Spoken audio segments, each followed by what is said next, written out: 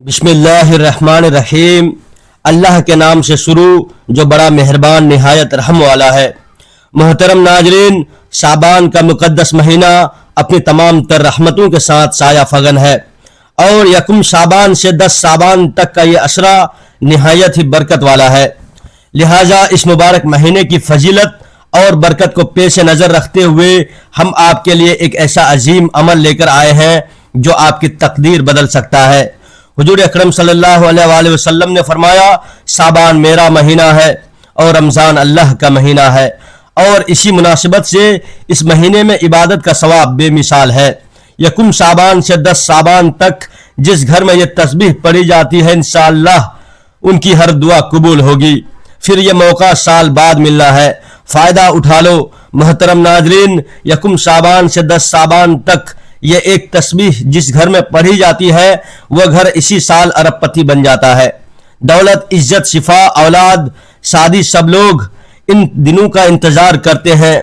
सिर्फ ये एक वजीफा करने से सब कुछ मिल जाएगा। नाजरीन, शाबान के महीने में जो बंदा इस अमल को कर लेता है, अगर इस बंदे की 70,000 हाजतें भी होंगी तो वो 70,000 मरतबा अलग अलग अल्लाह की बारगाह में दुआ करे, तो हर बार जब वह दुआ करेगा अल्लाह तबारक व ताला उसकी दुआ को कबूल फरमाएगा। तो फिर आप अंदाजा कर सकते हैं कि इस अमल की कितनी ताकत होगी, इस अमल की कितनी तासीर होगी कि अगर बंदा एक ही वक्त में 70,000 मरतबा अल्लाह की बारगाह में हाथ उठाए और हर बार अलग कुछ मांगे तो अल्लाह तबारक व ताला उसको अता फरमाएगा।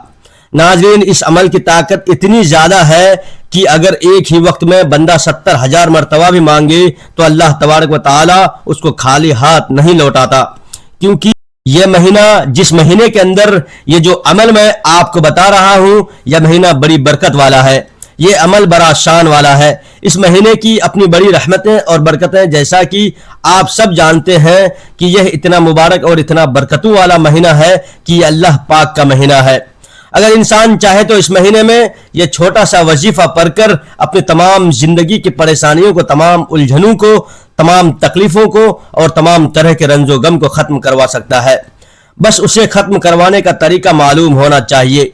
इस माह मुबारक में ऐसा अमल, एक ऐसा वजीफा लेकर आया हूँ कि अगर आप इस वजीफे को सिर्फ एक मरतबा पढ़ लेंगे, इंशाअल्लाह ताला आपकी तमाम उलझनें, आपकी तमाम मुसीबतें, आपका तमाम डर, आपका तमाम खौफ, तमाम जादू, आपके ऊपर से तमाम बंदिश और रुकावटें, आपके ऊपर से तमाम बीमारियां हट जाएंगी, क्योंकि यह महीना बहुत ही ज़्यादा बरकतों वाला और अजमतों वाला और इज्जतों वाला है। यह रहमतों और बरकतों वाला महीना है। इस महीने में अल्लाह तबारक व ताला बेशुमार रहमतें और बरकतें नाजिल फरमाता है। तो इस बात से आप अंदाज़ा लगा सकते हैं कि यह महीना कितना ज़्यादा बरकतों वाला है। अल्लाह का बड़ा एहसान है कि इस महीने में हम जिंदा हैं, यह महीना हमें मिला है। तो हमें चाहिए कि इस मुबारक महीने में यह मुबारक अमल, यह मुबारक वजीफा पढ़कर अपनी तमाम परेशानियों को ख़त्म कर लें, अपने तमाम उलझनों को ख़त्म कर लें, अपने दुखों को ख़त्म कर लें, तमाम तरह की हमारी ऊपर मुसीबतें हैं उन मुसीबतों को ख़त्म कर लें। इस महीने में अगर कोई ये वजीफ़ा पढ़ लेता है तो अल्लाह तबारक व ताला उसे दुनिया की भी भलाइयाँ अता फरमाता है और परवरदिगार आलम उसे आखिरत की भी भलाइयाँ अता फरमाता है।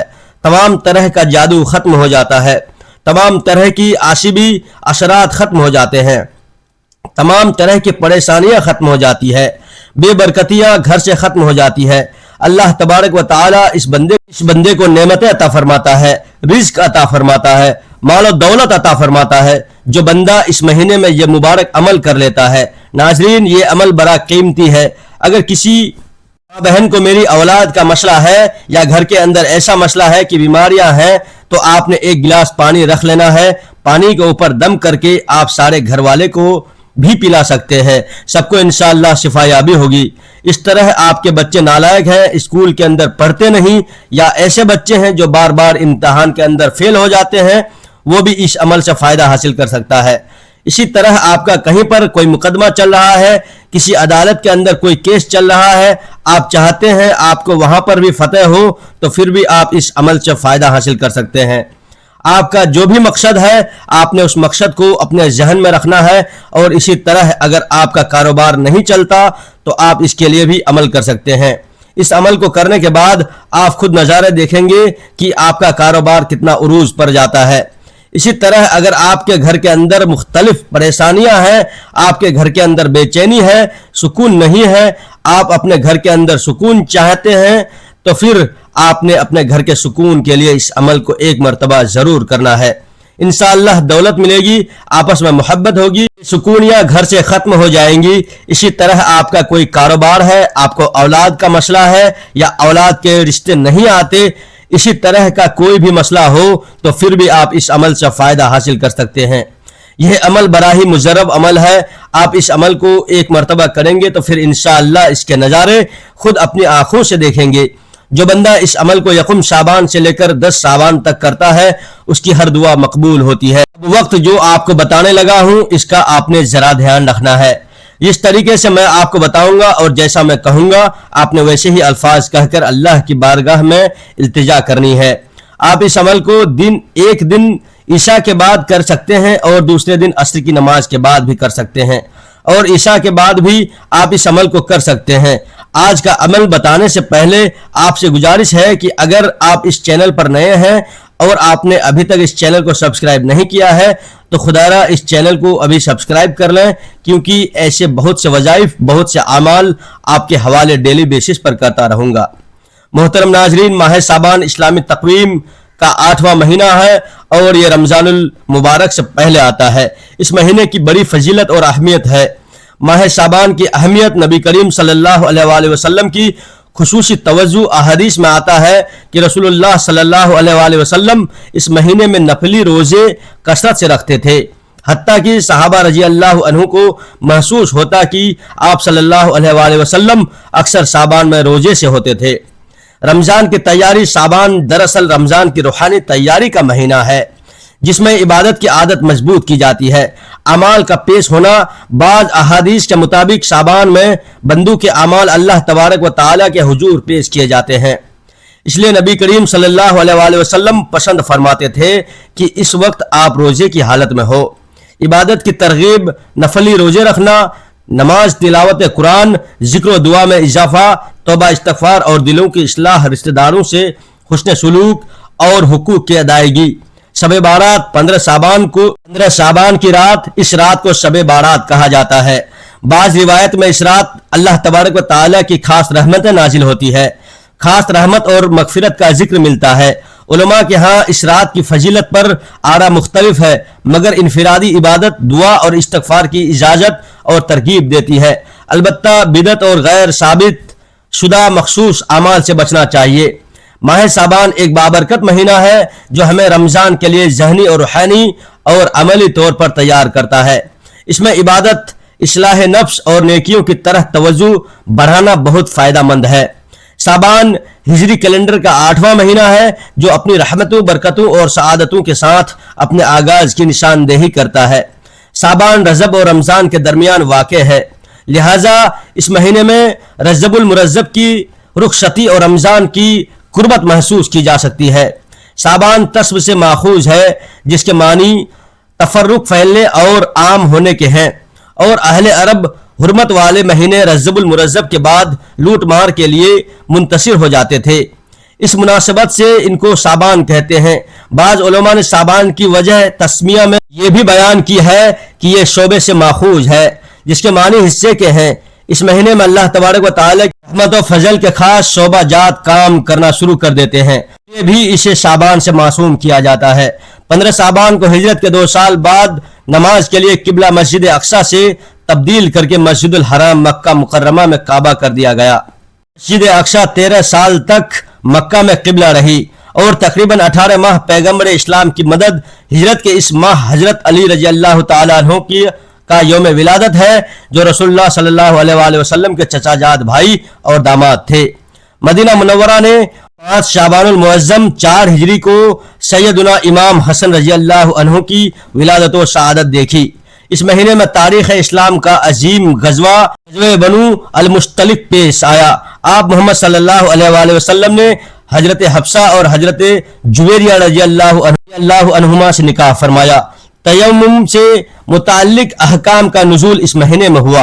अलावा अजी इस महीने में सहाबा व ताबईन में हजरत मुगीरा रजी अल्लाह अन्हु, हजरत अनस रजी अल्लाह ताला अन्हु, हजरत इरबाज रजी अल्लाह ताला अन्हु और हजरत इमाम अबू हनीफा रहमतुल्लाह अलैह की वफात हुई। शाबान को फजीलत वाले महीनों में शुमार किया जाता है। मुस्तंद रिवायत और तारीखी वाक़यात के तनाजुर में इस महीने की बड़ी फजीलत और अहमियत है। यह हमारे ईमान को मजबूत करने, इस्तग़फ़ार करने और रमज़ान के बाबरकत महीने की तैयारी का एक मुनफरद मौका फराहम करता है। हज़रत मोहम्मद मुस्तफ़ा सल्लल्लाहु अलैहि वसल्लम ने इस महीने में खुसूसियत से खैर बरकत की दुआ फरमाई है। आप सल्लल्लाहु अलैहि वसल्लम ने अपनी उम्मत में रूहानियत को बढ़ाने के लिए जहाँ फ़र्ज रोज़ों की तालीम फरमाई, वहीं नफली रोज़े रखने की भी तरगीब दी। बिलखुसूस माह शाबान में आप सल्लल्लाहु अलैहि वसल्लम से बकसरत रोजे रखना मनकूल है। हजरत आयशा रजी अल्लाह ताला अन्हुमा से मरवी है कि मैंने आप सल्लल्लाहु अलैहि वसल्लम को किसी महीने में शाबान के महीने से ज़्यादा रोजे रखते नहीं देखा। आप सल्लल्लाहु अलैहि वसल्लम कुछ दिनों के अलावा तकरीबन शाबान के रोजे रखते, बल्कि आप सल्लल्लाहु अलैहि वसल्लम तो पूरे शाबान के रोजे रखा करते थे। उम्मुल मोमिनीन उम्मे सलमा रजी अल्लाह अन्हुमा फरमाती हैं कि मैंने रसूलुल्लाह सल्लल्लाहु अलैहि वसल्लम को शाबान और रमज़ान के अलावा कभी 2 महीने मुसलसल रोजे रखते नहीं देखा। बाज़ दीगर अहादीस में शाबान के आखिरी दिनों में रोजे रखने से मना भी फरमाया गया है, ताकि इसकी वजह से रमज़ानुल मुबारक के रोजे रखने में दुश्वारी न हो और रमज़ान का इम्तियाज नुमाया होकर सामने आए। अल्लाहुम्मा बारिक लना फी रजब व शाबान व बल्लिगना रमज़ान। हजरत अनीस रजी अल्लाह ताला अन्हु से मरवी है कि रसूल करीम सल्लल्लाहु अलैहि वसल्लम यह दुआ फरमाया करते, ए अल्लाह हमारे लिए रजब और शाबान में बरकत अता फरमा और हमें रमज़ान के महीने तक पहुँचा। हजरत अनस रजी अल्लाह ताला अन्हु बयान करते हैं कि रसूलुल्लाह सल्लल्लाहु अलैहि वसल्लम से पूछा गया कि रमज़ान के बाद सबसे अफजल रोज़ा कौन सा है। आप सल्लल्लाहु अलैहि वसल्लम ने इरशाद फरमाया, शाबान का रमज़ान की ताज़ीम के लिए। हजरत उसामा बिन ज़ैद रजी अल्लाह ताला अन्हु रिवायत करते हैं कि मैंने अर्ज किया, या रसूल अल्लाह, जिस कदर आप शाबान में रोजे रखते हैं उस कदर मैंने अपने आप को किसी और महीने में रोजे रखते हुए नहीं देखा। आप सल्लल्लाहु अलैहि वसल्लम ने फरमाया, एक ऐसा महीना है जो रजब और रमज़ान के दरमियान में आता है और लोग इससे गफलत बरतते हैं। हालांकि इस महीने में पूरे साल के अमाल अल्लाह अज़्ज़ व जल की तरफ उठाए जाते हैं, लिहाजा मैं चाहता हूँ कि मेरे अमाल रोज़ेदार होने की हालत में उठाए जाएं। इमाम नसाई और अहमद अबू मूसा रजी अल्लाह अन्हु से रिवायत है कि रसूल करीम सल्लल्लाहु अलैहि वसल्लम ने फरमाया, बेशक अल्लाह तबारक व तआला शाबान की निस्फ सब में अपनी नजर करम फरमाता है और अपनी तमाम मखलूकात को बख्श देता है सिवाय मुशरिक के या बुग़्ज़ रखने वाले के। शाबानुल मुअज़्ज़म के मुक़द्दस महीने की तैयारी का महीना है। नबी अकरम सल्लल्लाहु अलैहि वसल्लम ने मखसूस अवकात में निशानदेही की है जब हमारे आमाल अल्लाह की तरफ उठाए जाते हैं। शाबान इन अवकात में से एक है जो हमें अपने आमाल का मुहासबा करने और इसकी इबादत पर तवज्जो मरकूज करने की याद दहानी कराता है। रसूलुल्लाह सल्लल्लाहु अलैहि वसल्लम शाबान के महीने में सहाबाए किराम रजी अल्लाह ताला अन्हु को इकट्ठा करते और खुतबा देते, जिसमें उन्हें रमज़ान के फ़ज़ाइल और मसाइल बयान करते। रमज़ान की अज़मत और अहमियत के पेश नज़र इसकी तैयारी के सिलसिले में तवज्जो दिलाते। ऐसे ही एक खुतबा में आप सल्लल्लाहु अलैहि वसल्लम ने इरशाद फरमाया, ए लोगो, अनकरीब तुम पर एक अजीमुस्शान माह रमज़ान साया फगन होने वाला है। इस माह मुबारक में एक रात ऐसी भी है जो 1000 रातों से बेहतर है। शाबान बरकतों और सादतों का मजमुआ है, खुसूसन इसकी 15वीं रात जब जिसको शब बारात कहते हैं बाकी शाबान की रातों से अफजल है। हजरत आयशा रजी अल्लाह अन्हुमा से रिवायत है कि एक रात आप सल्लल्लाहु अलैहि वसल्लम ने इरशाद फरमाया, ए आयशा, क्या तुम्हें मालूम है कि ये कौन सी रात है? मैंने अर्ज किया कि अल्लाह और उसके रसूल ज्यादा जानते हैं। आप सल्लल्लाहु अलैहि वसल्लम ने फरमाया, ये शाबान की 15वीं रात है। इस रात अल्लाह रब्बुल इज्जत अपने बंदों पर नजर रहमत फरमाते हैं, बख्शिश चाहने वालों को बख्श देते हैं, रहम चाहने वालों पर रहम फरमाते हैं और बुग़्ज़ रखने वालों को उनके हाल पर छोड़ देते हैं। एक और रिवायत हजरत आयशा ही से मरवी है कि आप सल्लल्लाहु अलैहि वसल्लम ने फरमाया, ए आयशा, क्या तुम्हें मालूम है कि इस रात यानी शाबान की 15वीं रात में क्या होता है? حضرت عائشہ رضی اللہ تعالی عنہ نے عرض کیا یا رسول اللہ اس میں کیا ہوتا ہے؟ تو آپ صلی اللہ علیہ وسلم نے فرمایا اس سال جتنے انسان پیدا ہونے والے ہوتے ہیں وہ اس رات میں لکھ دیے جاتے ہیں، اور جتنے لوگ اس سال میں مرنے والے ہوتے ہیں وہ بھی اس رات میں لکھ دیے جاتے ہیں۔ اس رات بنی آدم کے اعمال اٹھائے جاتے ہیں اور اسی رات میں لوگوں کی مقررہ روزی اترتی ہے۔ شعبان وہ قابل قدر مہینہ ہے جس کی نسبت حضور اکرم صلی اللہ علیہ وآلہ وسلم کی طرف کی گئی ہے، اور آپ صلی اللہ علیہ وسلم نے اس میں خیر و برکت کی دعا فرمائی، لہٰذا ہمیں شعبان میں زیادہ سے زیادہ فوائد حاصل کرنے چاہیے۔ تہجد کی نماز اللہ کا قرب حاصل کرنے کا ایک اہم ذریعہ ہے، لہٰذا شعبان کی راتیں اضافی عبادت کے لیے وقف کریں، قرآن کی تلاوت اور غیر و فکر کریں۔ شعبان رمضان شروع ہونے سے پہلے قرآن سے دوبارہ رابطہ قائم کرنے اور اس کے ساتھ اپنے تعزل کو بڑھانے کا وقت ہے۔ اللہ تعالی ہمیں شعبان کی خوب قدر کرنے، زیادہ سے زیادہ اعمال صالح میں حصہ لینے اور رمضان کی تیاری کرنے کی بھی بھرپور توفیق عطا فرمائے، آمین۔ محترم ناظرین، اللہ تعالی ہمیں اس مہینے کی برکتوں سے مستفید ہونے کی توفیق عطا فرمائے۔ اب عمل کیا ہے؟ سب سے پہلے آپ تازہ وضو کریں گے۔ آپ عشاء کی نماز پڑھ کر سونے سے پہلے اگر اس عمل کو کرنا چاہتے ہیں تو کر سکتے ہیں۔ اس عمل کے دوران کسی سے بھی آپ نے گفتگو نہیں کرنی، گھر کے اندر چھوٹا فرد ہو یا بڑا فرد ہو یا کوئی بھی شخص ہو، آپ نے اس کو پہلے بتا دینا ہے کہ مجھے اس عمل کے دوران پریشان نہ کیا جائے، میرے ساتھ گفتگو نہ کی جائے گی۔ آپ کوشش کریں کسی کو بتائیں بغیر، تنہائی والی جگہ پر بیٹھ کر اس عمل کو کریں گے تو انشاءاللہ مزید فائدہ ہوگا۔ سب سے پہلے آپ نے کرنا کیا ہے کہ آپ نے باوضو ہونا ہے، تازہ وضو کرنا ہے، اور پھر ایک مصلی لے لینا ہے اور اس کے اوپر بیٹھ جانا ہے، اور بیٹھنے کے بعد آپ نے قبلے کی جانب اپنا چہرہ رکھنا ہے۔ قبلے کی جانب کے علاوہ کسی اور جانب نہ کیجیے گا، قبلے کی جانب منہ کر کے آپ نے اس عمل کو کرنا ہے۔ سب سے پہلے آپ نے 21 مرتبہ اعوذ باللہ من الشیطان الرجیم بسم اللہ الرحمن الرحیم پڑھ کر وظیفے کا آغاز کرنا ہے۔ یہ پڑھنے کے بعد پھر آپ نے 21 مرتبہ اللہ اکبر اللہ اکبر اللہ اکبر پڑھنا ہے۔ سب سے پہلے آپ نے اعوذ باللہ من الشیطان الرجیم پڑھ کر شیطان مردود سے پناہ مانگتے ہیں۔ شیطان سے مراد جتنی بھی بچانے والی چیز ہے، دین سے دور کرنے والی چیز ہے، غفلت میں ڈالنے والی چیزیں ہیں، پریشانیوں میں ڈالنے والی چیزیں ہیں، میں ان تمام چیزوں سے جو شیطان میرے پیچھے ہے، جو شیطان میرے اوپر حملہ آور ہوتا ہے، ان تمام چیزوں سے میں اللہ تبارک و تعالیٰ کی حفاظت میں آتا ہوں۔ اللہ تعالیٰ میری حفاظت فرمائے۔ آپ نے سب سے پہلے ان تمام چیزوں سے اپنی حفاظت کی دعا کرنی ہے، اس لیے آپ نے سب سے پہلے 21 مرتبہ اعوذ باللہ من الشیطان الرجیم بسم اللہ الرحمن الرحیم پڑھنا ہے۔ اس کے بعد آپ نے پھر اللہ اکبر کا ذکر کرنا ہے۔ اللہ اکبر یہ 21 مرتبہ پڑھنے کے بعد پھر آپ نے 11 مرتبہ درود پاک پڑھنا ہے، جو آپ کو درود پاک آتا ہے۔ بہتر یہی ہے کہ آپ درود ابراہیمی پڑھ لیں۔ درود ابراہیمی وہ درود ہے جو ہم نماز کے اندر پڑھتے ہیں، اگر نہیں آتا تو پھر آپ کوئی سا بھی درود پاک پڑھ لیں۔ آپ یہ بھی پڑھ سکتے ہیں صلی اللہ علیہ وآلہ وسلم۔ چھوٹا سا درود پاک ہے جو آپ کو آسان لگتا ہو، آپ وہ درود پاک پڑھ لیں۔ آپ نے 11 مرتبہ درود پاک پڑھنا ہے۔ درود ابراہیمی ایک بار میرے ساتھ بھی پڑھیے گا تاکہ ثواب ہو۔ بسم اللہ الرحمن الرحیم اللہم صلی علی محمد وعلی آل محمد کما صلیت علی ابراہیم وعلی آل ابراہیم انکا حمید مجید اللہم بارک علی محمد وعلی آل محمد کما بارکت علی ابراہیم وعلی آل ابراہیم انکا حمید مجید۔ درود پاک آپ نے 11 بار پڑھنا ہے۔ جب آپ لوگ درود پاک پڑھ لیں، بڑے اطمینان سے بڑے سکون سے پڑھیے گا، تو اس کے فوراً بعد آپ نے اپنے مقصد کی نیت کرنی ہے۔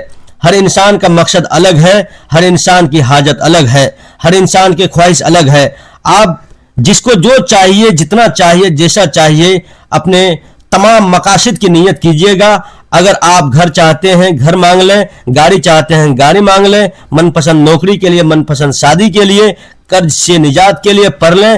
الغرض جو بھی آپ کا مقصد ہے، اپنے مقصد کی نیت کے ساتھ ہی فوری طور پر آپ نے ایک بار اعوذ باللہ من الشیطان الرجیم بسم اللہ الرحمن الرحیم پڑھ کر وظیفے کا آغاز کرنا ہے۔ آپ نے پہلے نمبر پر جو وظیفہ پڑھنا ہے، وہ وظیفہ ایک ایسی قرآنی سورت کا ہے جسے صرف 3 بار پڑھنے سے ایک مکمل قرآن مجید پڑھنے کا ثواب ملتا ہے۔ جو شخص کہتا ہے کہ میں نے وظائف پڑھ پڑھ کر تھک گیا ہوں، مجھے آج کا وظیفوں کا فائدہ نہیں ہوا، وہ میرے کہنے پر ایک بار اس عمل کو کر کے دیکھیں، آپ خود کہیں گے کہ واقعی کسی اللہ والے نے کوئی وظیفہ بتایا تھا۔ اللہ فرماتا ہے جس بندے کی نیکیاں زیادہ ہوتی ہے میں اس بندے سے راضی ہو جاتا ہوں۔ اور آج اگر کوئی بندہ اللہ کا لاڈلا ہونا چاہتا ہے، جو شخص اللہ سے اپنی ہر بات کو منوانا چاہتا ہے، اپنی پسند کا نصیب اور تقدیر لکھوانا چاہتا ہے، تو سورہ اخلاص کو پڑھ لے۔ دوستو یاد رکھیے، سورہ اخلاص ایک بار پڑھنے سے 1/3 قرآن مجید پڑھنے کا ثواب ملتا ہے۔ اللہ کے حبیب صلی اللہ علیہ وآلہ وسلم نے فرمایا، سورہ اخلاص وہ سورت ہے جسے صرف 3 بار پڑھنے سے ایک مکمل قرآن مجید پڑھنے کا ثواب ملتا ہے۔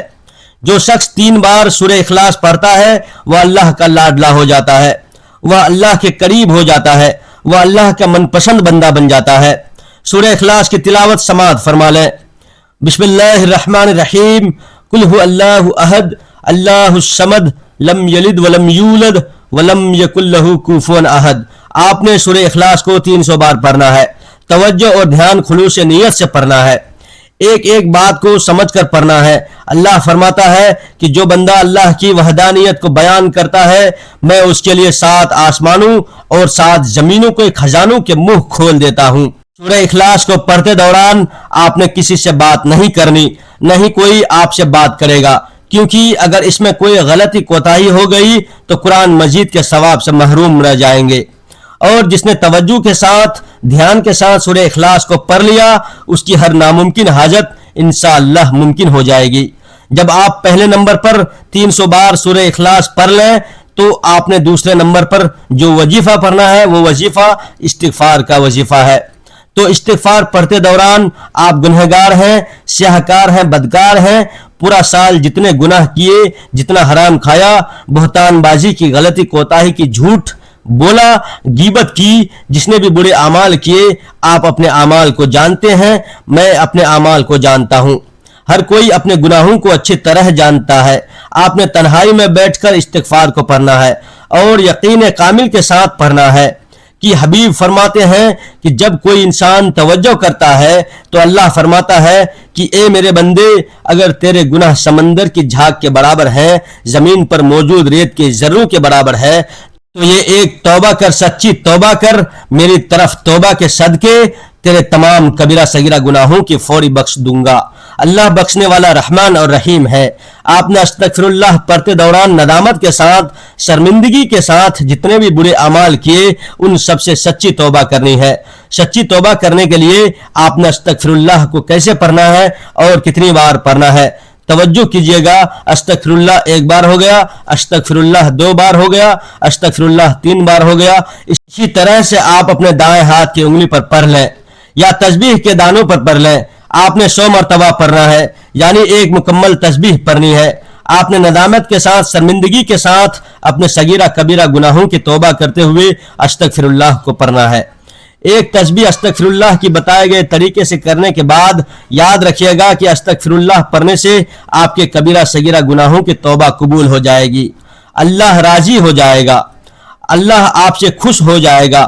استغفر اللہ کی ایک تسبیح پڑھنے کے بعد آخر میں اتنا ہی درود پاک لازمی پڑھیے گا جتنا آپ نے عمل کے شروع میں پڑھا تھا۔ اب آپ کا عمل مکمل ہو گیا۔ آج کے عمل کی مکمل ترتیب یہ ہوگی، 1 شعبان سے لے کر 10 شعبان تک کسی بھی دن آپ کو جب جہاں جیسے وقت مل جائے باوجود مصلی پر بیٹھ کر آپ نے پہلے 21 مرتبہ اعوذ باللہ من الشیطان الرجیم بسم اللہ الرحمن الرحیم پڑھنی ہے، پھر 21 مرتبہ اللہ اکبر کہنا ہے، اور پھر 11 مرتبہ درود پاک پڑھنا ہے، اور پھر اپنے مقصد کی نیت کرنی ہے، اور پہلے نمبر پر 300 بار سورہ اخلاص پڑھنی ہے، اور پھر دوسرے نمبر پر 100 بار استغفر اللہ پڑھنا ہے، اور آخر میں پھر 11 بار درود پاک پڑھنا ہے۔ یہ عمل کی مکمل ترتیب ہے۔ آپ کا عمل مکمل ہو گیا۔ اب آپ نے اس کے بعد رب کی بارگاہ میں اپنی حاجت کو پیش کرنا ہے۔ جب اس عمل کو کرنا ہے تو آپ کے تصور میں ہونا چاہیے کہ میں کس مقصد کے لیے اس عمل کو کر رہا ہوں، تو آپ نے اس مقصد کو اپنے ذہن میں رکھنا ہے۔ اگر وہ خواتین ہیں، وہ کسی بھی معاملے کے بارے میں یہ عمل کرنا چاہتی ہیں تو وہ ناپاکی کی حالت میں اس عمل کو نہ کریں، پاکی کی حالت میں اس عمل کو کرنا ہے، तमाम हजरात नमाज का एहतमाम लाजमी करें, क्योंकि नमाज पढ़ना हर मुसलमान मर्द औरत पर फर्ज है। नमाज हमें बुराई से रोकती है, नमाज शैतान का मुंह काला करती है। मोहतरम नाजरीन, नमाज इस्लाम का एक बुनियादी और निहायत अहम रुकन है। इसकी अहमियत कुरान और हदीस में बार बार बयान की गई है। नबी करीम सल्लल्लाहु अलैहि वसल्लम ने फरमाया, इस्लाम की बुनियाद 5 चीज़ों पर है, जिनमें नमाज को मरकजी मुकाम हासिल है। नमाज के बगैर दीन नामुकम्मल रहता है। नमाज अल्लाह से ताल्लुक मजबूत करती है। नमाज बंदे और अल्लाह के दरमियान बराह रास्त राबता है। इसके जरिए इंसान अल्लाह के सामने आजिजी और बंदगी का इजहार करता है। नमाज गुनाहों से रोकती है। कुरान मजीद में अल्लाह तबारक व तआला फरमाते हैं, बेशक नमाज बेहयाई और बुराई कामों से रोकती है। क़यामत के दिन सबसे पहला सवाल होगा।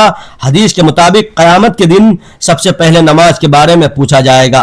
अगर नमाज दुरुस्त हुई तो बाकी अमाल भी दुरुस्त होंगे। नमाज सुकून कल्ब का जरिया है। नमाज इंसान को जहनी सुकून, सब्र और इत्मीनान अता करती है। मुश्किलात में नमाज अल्लाह की मदद हासिल करने का बेहतरीन जरिया है।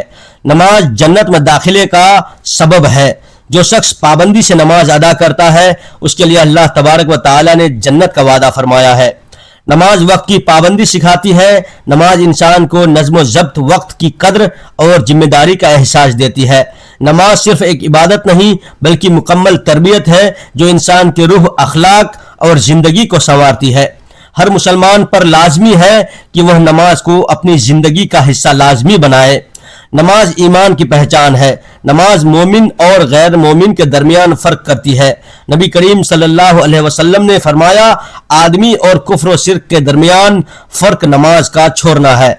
इससे मालूम होता है कि नमाज ईमान की अलामत है। नमाज मेराज मोमिन है। जिस तरह नबी करीम सल्लल्लाहु अलैहि वसल्लम को मेराज में अल्लाह से कुर्ब हासिल हुआ, इसी तरह मोमिन नमाज के जरिए अल्लाह के करीब होता है। नमाज बंदे को रूहानी बुलंदी अता करती है। नमाज बुरे अंजाम से बचाती है। जो लोग नमाज की पाबंदी नहीं करते, कुरान में उनके लिए सख्त वईद आई है। फिर उनके बाद ऐसे लोग आए जिन्होंने नमाज जाया कर दी। नमाज आजिजी और अखलाक संवारती है। नमाज इंसान के दिल में आजिजी, शुक्रगुजारी, सब्र और बर्दाश्त पैदा करती है। जो शख्स सच्चे दिल से नमाज पढ़ता है, उसके अखलाक खुद ब खुद बेहतर हो जाते हैं। नमाज मुश्किलात में मददगार है। अल्लाह ताला फरमाते हैं, सब्र और नमाज से मदद हासिल करो। जिंदगी के गम, परेशानियां और आजमाइश नमाज के जरिए आसान हो जाती है। नमाज जमात की अहमियत। जमात के साथ नमाज अदा करने से इत्तेहाद, भाईचारा और नज़्म ज़ब्त पैदा होता है। जमात की नमाज का सवाब अकेले नमाज से कई गुना ज्यादा है। नमाज नस्लों की इस्लाह का जरिया है। जब वालिदैन नमाज की पाबंदी करते हैं तो औलाद भी इसी की आदी बनती है। कुरान में हजरत इस्माइल अलैहिस्सलाम के बारे में आया है कि वो अपने घर वालों को नमाज का हुक्म देते थे। नमाज दुनिया और आखिरत दोनों की कामयाबी है। नमाज इंसान को दुनिया में बाकिरदार बनाती है और आखिरत में निजात का जरिया बनती है। नमाज को बोझ नहीं बल्कि नेमत समझकर अदा करें। शुरू में अगर पाबंदी मुश्किल लगे तो आहिस्ता आहिस्ता आदत बनाए। अल्लाह ताला नीयत को देखता है और मदद फरमाता है।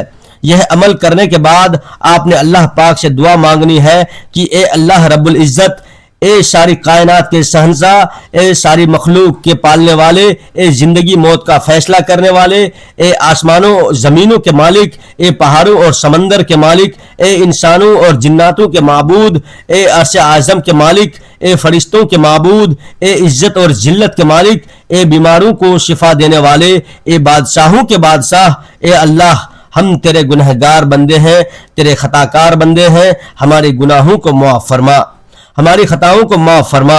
ए अल्लाह, हम अपने अगले पिछले सगीरा कबीरा सभी गुनाहों, खताओं और नाफरमानियों की माफ़ी मांगते हैं। ए अल्लाह रब्बुल इज़्ज़त, हम अपने गुनाहों से तौबा करते हैं, हमारी तौबा कबूल फरमा।